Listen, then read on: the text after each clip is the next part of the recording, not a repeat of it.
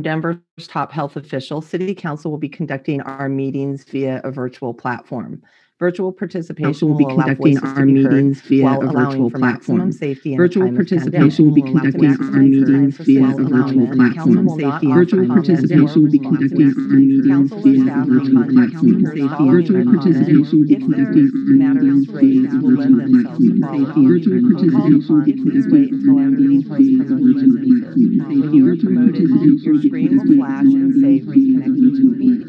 Please do not leave the meeting. You will be reconnected and you will need to turn on your camera if you have one and your microphone. Speakers should begin their remarks by telling the council their names. Once you are done speaking, you will change back to participant mode and see the screen flash one more time. Each speaker will have 3 minutes to speak. You will see your time flash on the screen when you have 30 seconds left. If Spanish translation is needed, you will be 30 seconds left. If Spanish translation is needed, you will be given an additional 3 minutes for your comments to be interpreted. We will go ahead and get started. You will see your time flash on the screen when profane or obscene speech.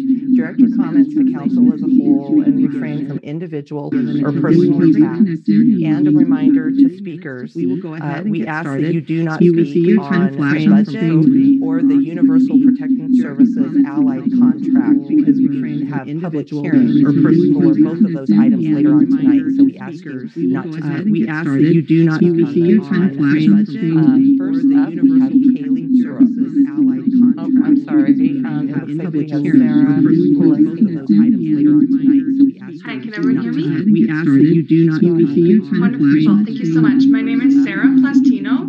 I'm a senior attorney in the detention program at the Rocky Mountain Immigrant Advocacy Network, and I'm here today to ask you to support the Denver Immigrant Legal Services Fund. I see many of you who are on here have seen us present on this before. I'm hoping to raise awareness among the entire city. I'm here today to ask you. The Denver Immigrant Legal Services Fund is a program of the City of Denver, created via executive order in 2017 to provide free legal services to raise awareness to indigent individuals in Denver threatened with or in immigration deportation proceedings.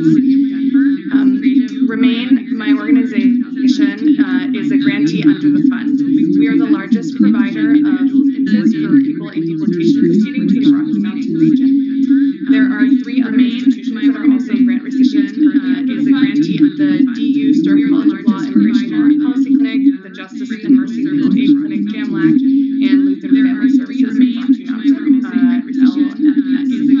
So at Remain, through the fund, we provide free legal services to people in immigration detention at the Aurora facility. Collectively, the 4 grantee institutions represent hundreds of Denver residents threatened with deportation and detention each year and represent immigration through the fund.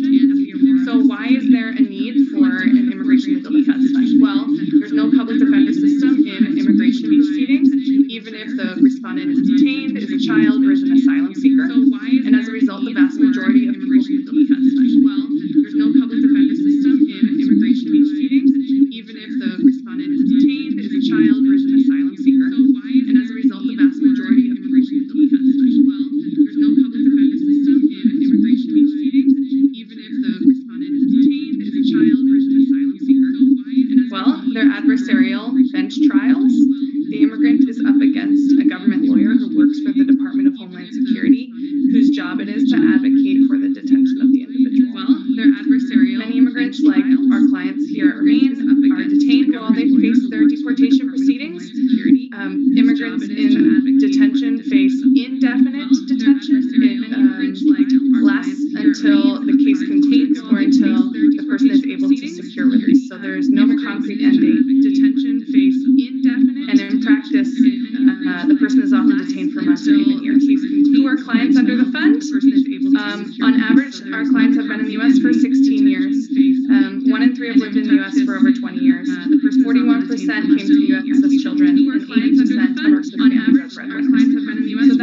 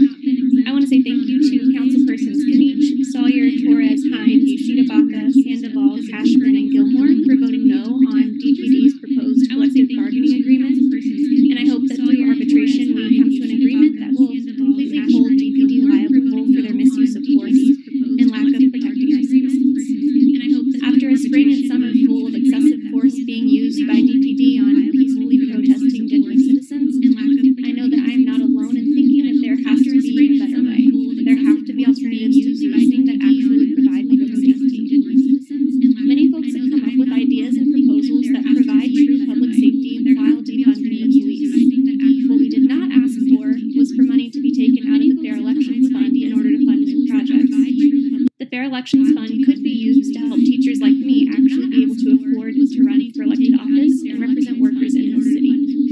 Councilman Flynn's bill to take money from this fund is a blatant slap in the face to those of us who have imagined a life beyond policing and who imagine politicians who represent us, the people. Please protect the Fair Elections Fund by voting against Flynn's bill to cut funding for the Fair Elections Fund. Please demand that the mayor fund housing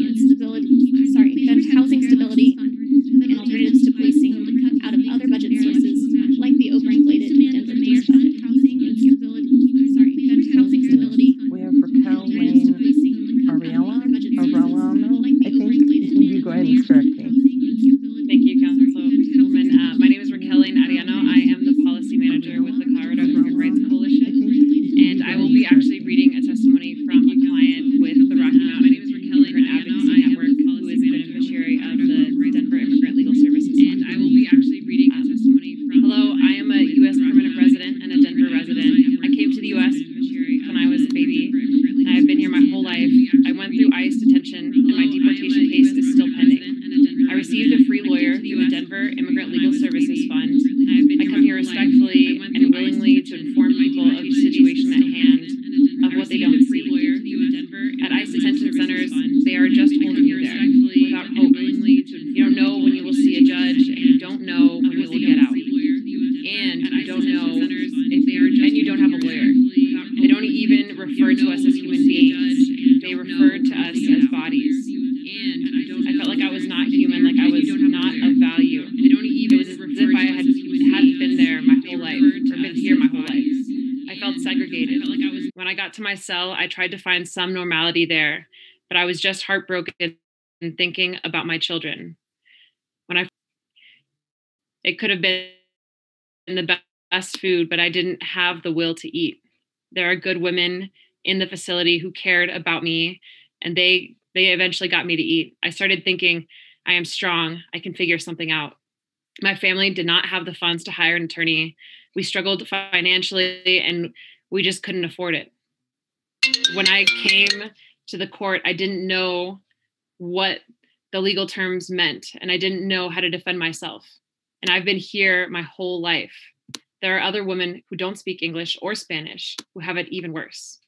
The only lawyers available are the lawyers that remain. They were able to take my case, and I felt so much hope. But the resources are limited, and many people still go without an attorney. My attorney was able to help me get out of detention on bond.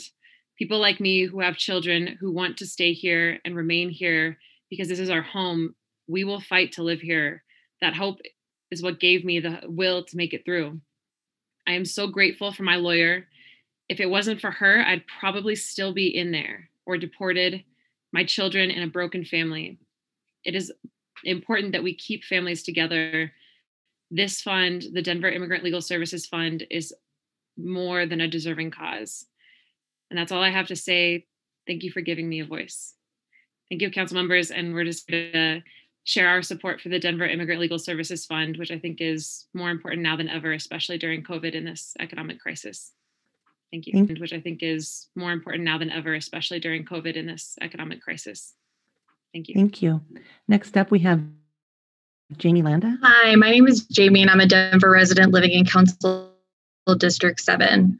I know we've been asked not to speak about the budget today, but for months, many of us have been showing up to public comment, urging City Council to amend Mayor Hancock's budget, to move funding from the overinflated police department budget to things that actually keep our community safe, like affordable housing, support for unhoused neighbors, and alternatives to policing.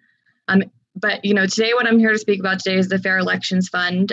It was started in 2018, and it was created with the support of 70% of the people in Denver. The people have spoken and want all people to have the resources they need to run for local office, not just the wealthy few. Councilman Flynn's bill to rate this fund in 2021, rather than using the police budget, is unacceptable and frankly corrupt. City council members should not be suspending a fund which could potentially help their challengers unseat them. This is a democracy, and the people of Denver get to decide who represents us, not those who currently hold power in a system that excludes working class people due to the high cost of running a campaign. This is why the Fair Elections Fund was created in the first place. Please don't forget that your job is to serve your constituents, not to rig the system so that you can retain your power and continue to ignore our demands for real public safety and justice. Thank you. Thank you. Next up, we have Solma Mendoza.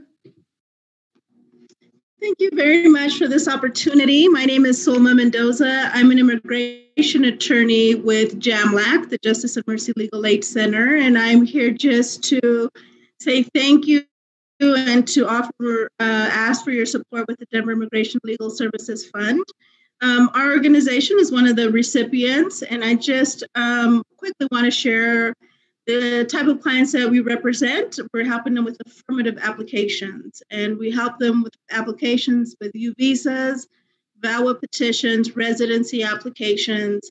We also help with special immigrant juvenile status applications for children. In addition, we're doing a lot of naturalization applications, and I just quickly want to share a story that it really is my privilege to share with you all. I had a young man come into our office that could not afford to pay for an attorney to help him with his naturalization application. He had lost his job due to COVID, and so really wanted to be able to apply. Was scared to apply because there were some cases that he had from many, many years ago.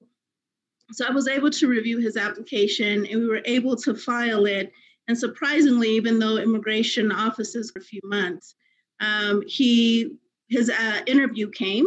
We were able to go to his interview, and he was actually approved, which is really great. And today at 1 o'clock, he had his swearing in ceremony, a copy of his naturalization certificate. And he was just extremely grateful, saying thank you for the representation and walking him through the process. And I said, okay, well, now you have an obligation to go and register to vote and vote. And he said, that's exactly what I'm going to do. And so it's these kinds of stories that really is my privilege to share with you all, that he allowed me to share this with you. And so it is an amazing fund that is helping change lives all throughout Denver. Thank you. Andrew Block is up next. Hi, good evening. My name is Andrew Block, and I am here to speak about the Fair Elections Fund. It is critical in a democracy not only that voters get to choose the candidate that best represents their beliefs and values, but also that the available candidates actually represent their beliefs and values. Otherwise, there isn't really a choice.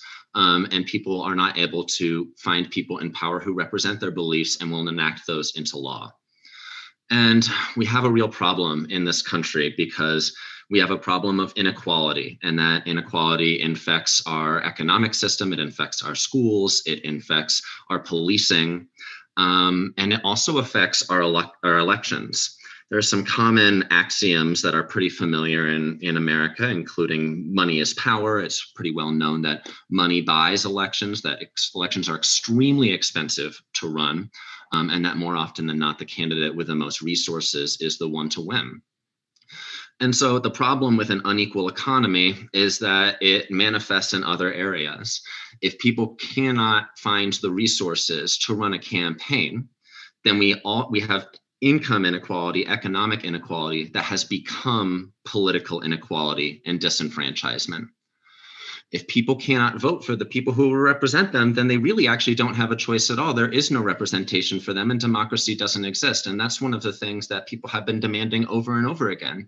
Throughout the last summer and over the past half year, people have been demanding that their voices aren't heard, that they aren't being listened to. And the problem is that they don't have legislative representation. And so it is therefore critical to your job as legislators and critical to our public faith in the institution of elections and democracy, that people are able to find candidates who represent them. And again, if we have income inequality and we aren't taking active measures to correct that, then we are perpetuating inequality. We have a cycle where income inequality begets political inequality. And then because people are not represented well in legislative offices, then they are increasingly facing income inequality. And this cycle continues and worsens. It is therefore critical that we work to correct the imbalance with public resources by investing in fair elections and ensuring that everyone has the resources to run. A system that puts a larger burden on taxpayers in order to be able to fund candidates is not a good system. It continues the problem that we're trying to correct. I therefore urge you to look at avenues for funding that don't come from taxpayers and instead come from other areas that have proven to be bloated and ineffective at meeting our community goals, such as the Denver Police Department. Thank you. Thank you. Next up, we have Lanny Rush.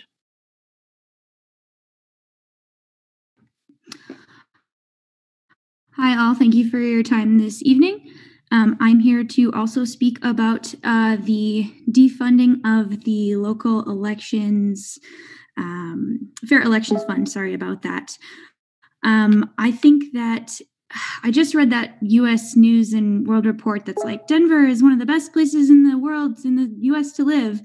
And while that's true, often it's a very frustrating place to live because we have been asked by our elected representatives to have our voices heard. And then when we do, it's like, LOL, we were never going to do that anyway. I think it's a little absurd that a voter-approved fund is being considered to be removed with a direct file by City Council. I think it's very much against the will of the people said that you wanted their input and you asked them for explicitly. In addition to the points that other folks have made about the need for a more equitable access into the field of politics. Politics is personal and political, but people without the resources to get involved can't be. The Fair Elections Fund is a really exciting, actually democratic, like not the party, like the system of democracy. It's a beautiful democratic idea that we haven't even tried. We haven't even tried it. We didn't even let it get off the ground. We planted a seed and then immediately poured salt right over the earth. So I urge you to consider finding the money for the budget elsewhere, especially as our Department of Health and Safety takes up a ton of our budget, but I don't see that my neighbors that are homeless are really safe in this weather outside. I think that there's a lot of progress to be made in Denver. We're doing great things. It's very frustrating for people to use their voices and then an elected body to come in and directly countermand that expression of communal voices. So I really hope that you take this public comment, the emails and things that you receive from your constituents to heart as we decide how Denver in 2021 is going to look. Are we going to have fair elections or are we going to have more police brutality? It really seems like a really easy choice. Like it really seems like we could just pick fair elections.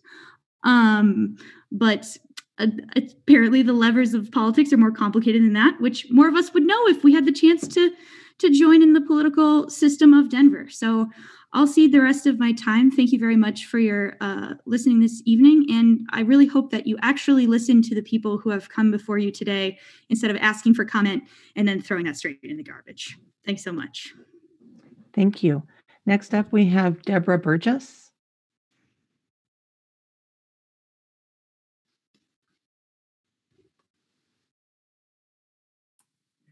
Good evening, City Council.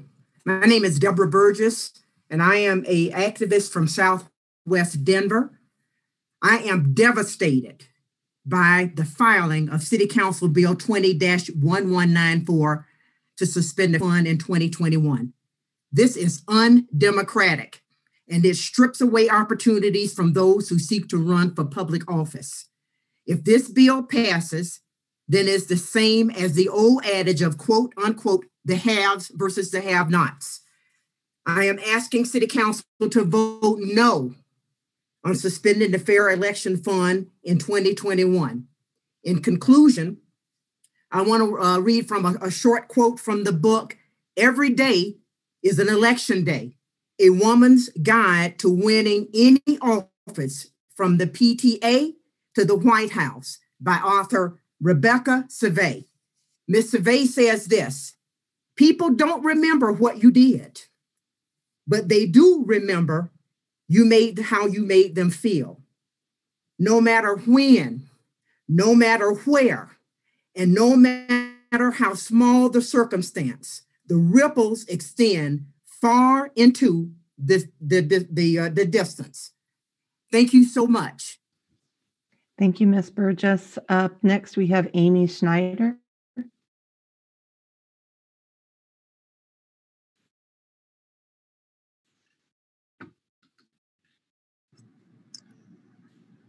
Hello, I'm Amy. I live in District 10, but am actually currently in the middle of moving to District 9. So I'm going to keep this really short because I need to get back to that. For the past few years, I've spent my spare time working towards getting working class activists from the community elected to local office. And for the past few months, I've been in the streets protesting against police brutality and systemic racism, alongside many of all of your constituents. Since May, residents of this city, of this country, of this world have been screaming at the top of their lungs for the defunding of the police. And yet here we are in Denver having to beg our elected officials not to defund our Fair Elections Fund instead. 2 years ago, an overwhelming majority of us voted to pass 2E, a ballot initiative that would give grassroots candidates a real shot in our local elections. It hasn't even gotten into effect and is already under attack by the people meant to represent us.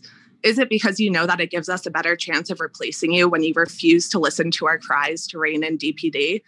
Is it because you're scared? Because you should be. Your constituents are paying attention in a way we've never seen before. People are more engaged. We see when you hide from us and we see when you ignore us, and none of us are going to forget it in a couple of years. We are asking you to reallocate money from DPD and put it towards our communities, exactly where it should have been all along. Councilwoman Sedebaca has put forth plenty of budget amendments to do just that. I urge you all to follow her lead and our lead and protect our democracy and your constituents. Thank you. Thank you. Up next, we have Adrian Stefanski. Good evening, City Council. I would like to echo that of my neighbors. I live in District 9.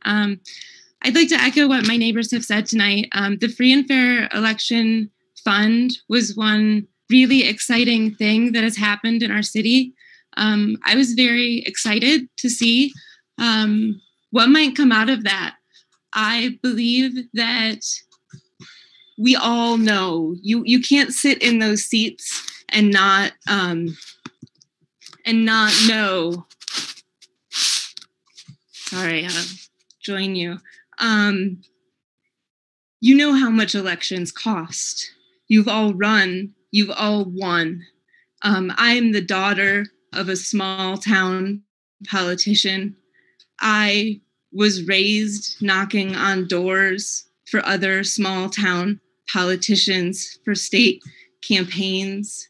It is a huge barrier to entry into the political process to raise money.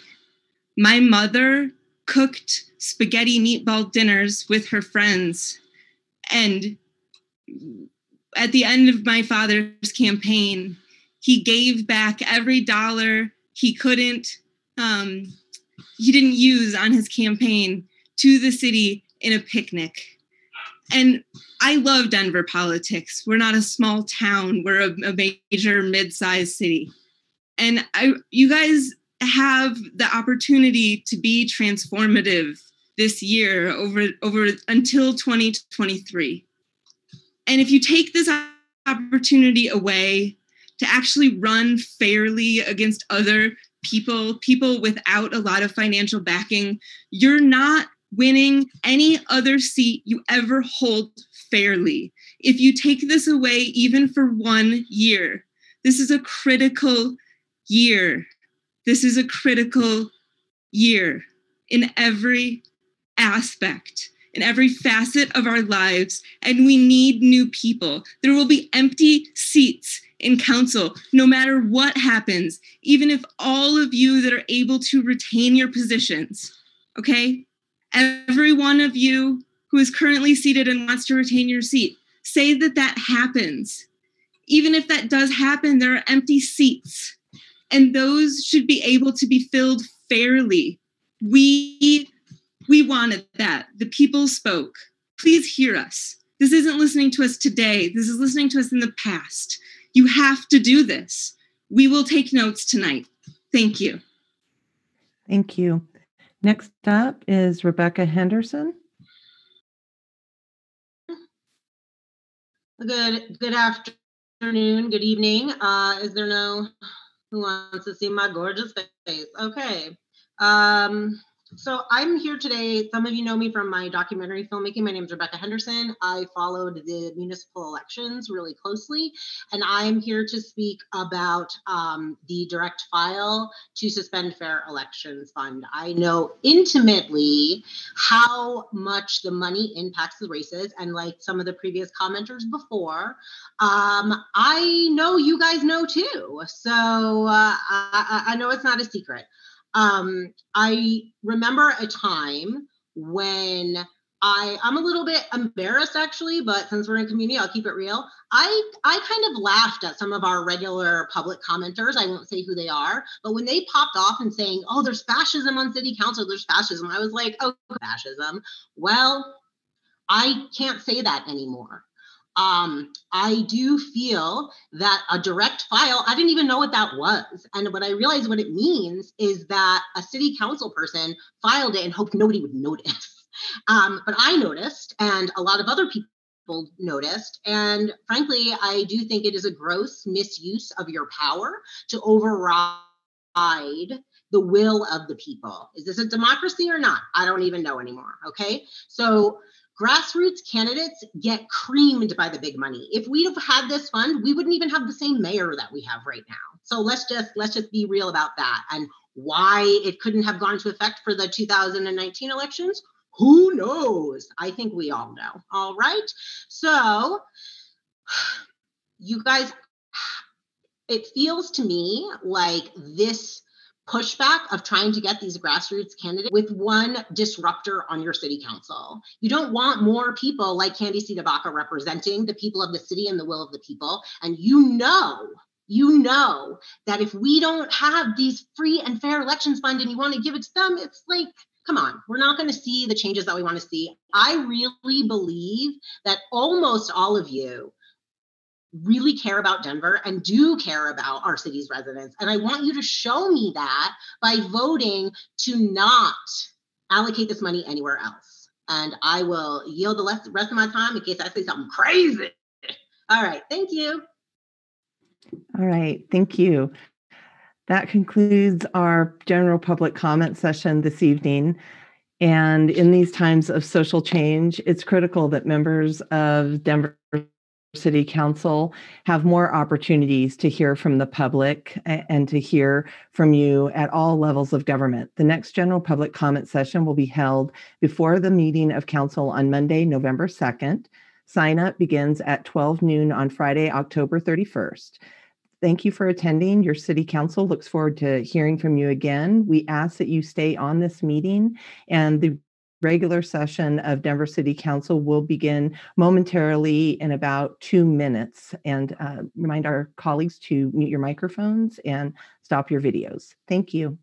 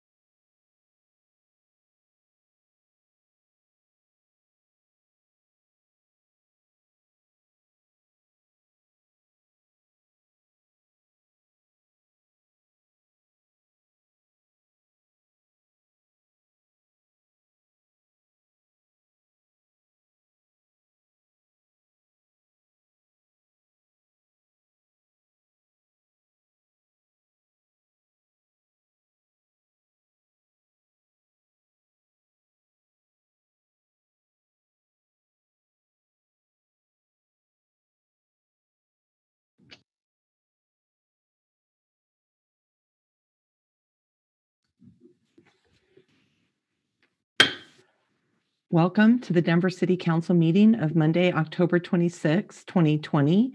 Council members, please mute your mics and rise as you are able to join Councilmember Torres as she leads us in the Pledge of Allegiance. I pledge allegiance to the flag of the United States of America and to the republic for which it stands, one nation, under God, with liberty and one nation, under God, with liberty. Shoot, I forgot the words. Someone help me out. Liberty and justice for all. Thank you so much. Councilmember Torres. No worries, it happens. Madam Secretary, roll call, please.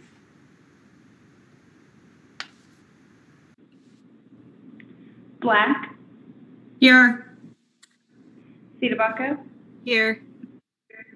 Clark. Here. Flynn. Here. Herndon. Hines. Here. Cashman. Here. Kinich. Here. Ortega. Here. Sandoval. Here. Sawyer. Here. Torres. Here. Madam President. Here. 12 members present. There are 12 members present. Council has a quorum. Approval of the minutes. Are there corrections to the minutes of October 20th? Seeing none, the minutes stand approved. Council announcements. Are there any announcements? Councilmember Torres? Thank you, Madam President. I'm hoping tonight is the first night I'm able to do the land acknowledgement in announcements because we have a resolution before us. But I would like to offer this. The Denver City Council honors and acknowledges that the land on which we reside is the traditional territory of the Ute, Cheyenne, and Arapaho peoples. We also recognize the 48 contemporary tribal nations that are historically tied to the lands that make up the state of Colorado. We honor elders past, present, and future, and those who have stewarded this land throughout generations. We also recognize that government, academic, and cultural institutions were founded upon and continue to enact exclusions and erasures of Indigenous peoples. May this acknowledgement demonstrate a commitment to working to dismantle ongoing legacies of oppression and inequities and recognize the current and future contributions of Indigenous communities in Denver.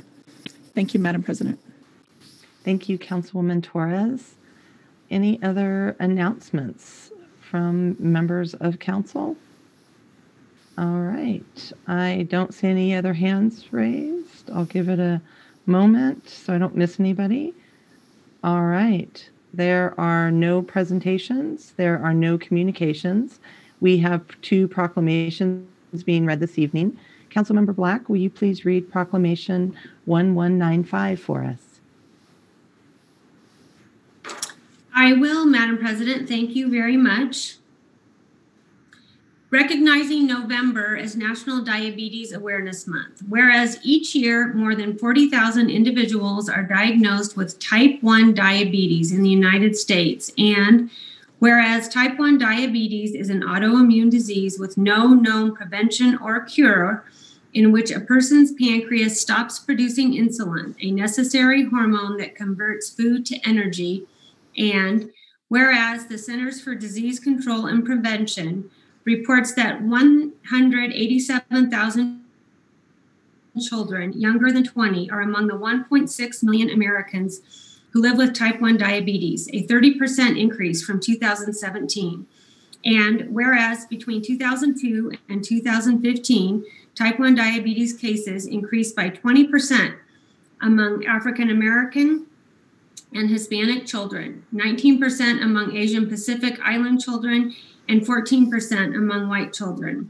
And whereas nearly 18,000 of those with the disease live in Colorado, and whereas the annual health care costs associated with type 1 diabetes is a staggering $14 billion, and diabetes in all forms costs the American economy $3.5 trillion a year.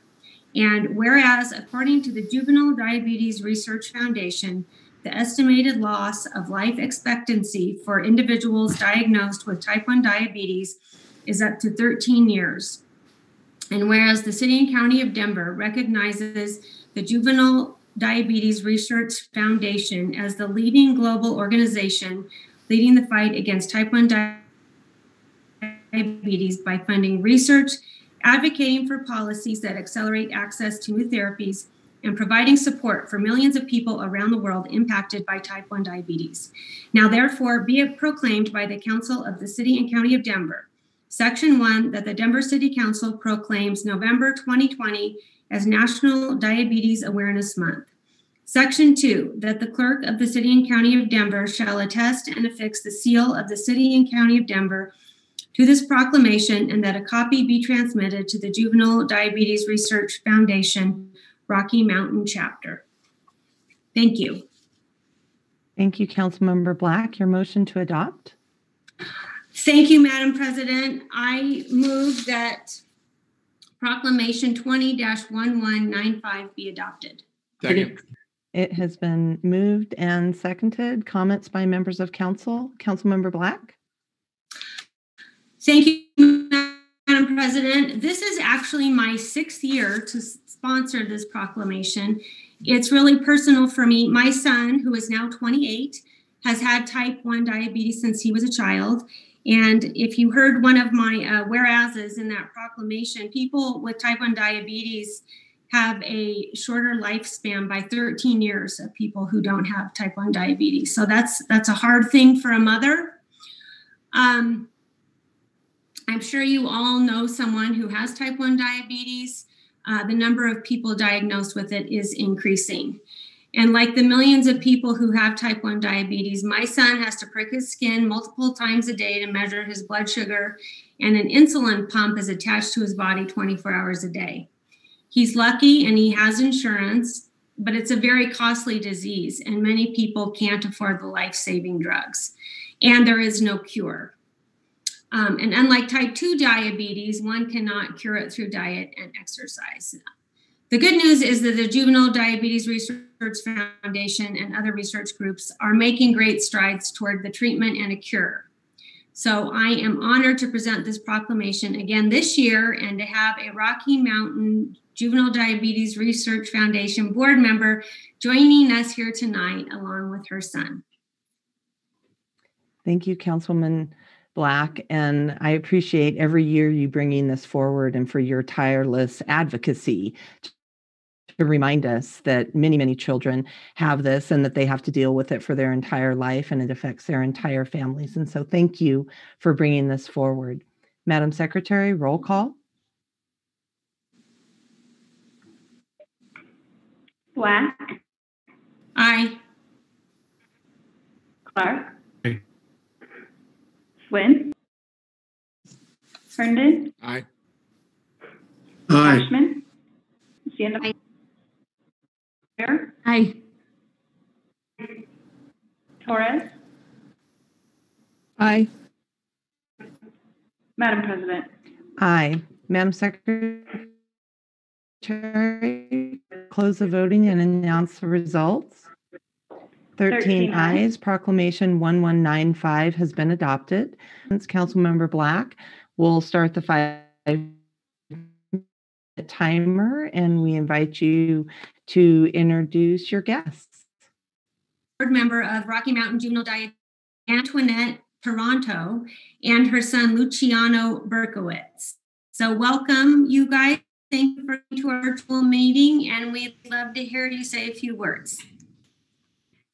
Thank you, Cal. On behalf of the 1.6 million people in the United States, laptop, and that has given him have. And we never governmental funder of T1D research. We are especially proud that JDRF is currently funding over $13 million in research in Colorado. Board member and longtime volunteer for JDRF, we are grateful for their support of families like ours and their focus on finding a cure so that one day Luciano and so many others with T1D are no longer insulin dependent. Thank you again, Councilwoman Black and the City Council for your ongoing support each year. It means a lot to our family. Well, thank you both for joining us. You here, Antoinette and Luciano, as us, and it's a pleasure having you here, Antoinette and Luciano, as well. And thank you for your ongoing advocacy around this issue. Thank you. All right, our second proclamation, we have Councilmember Sawyer. Will you please read Proclamation 1196 for us?